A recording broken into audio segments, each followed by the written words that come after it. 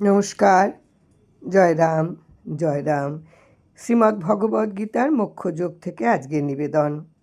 হে পার্থ, ব্রহ্মে নিত্য সমাধি অনুগতা, ধৃতি দ্বারা মন, প্রাণ ও ইন্দ্রিয়ের ক্রিয়াসমূহ শাস্ত্র মার্গে বিবৃত হয়। ইহাই যোগের দ্বারা ধৃতি। এই প্রকার ধৃতি সাত্ত্বিকী।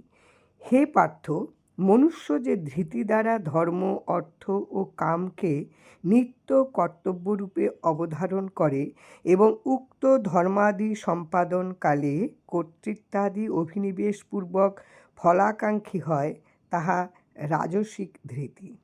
হে পার্থ, দুর্বোধ্যী ব্যক্তি যে ধৃতি দ্বারা নিদ্রা, ভয়, প্রিয় বিয়োগ নিমিত্ত শোক, অবসাদ ও মদ পরিত্যাগ করে না, তাহাদিগকে ধারণ করিয়া থাকে, তাহা তামসিক ধৃতি।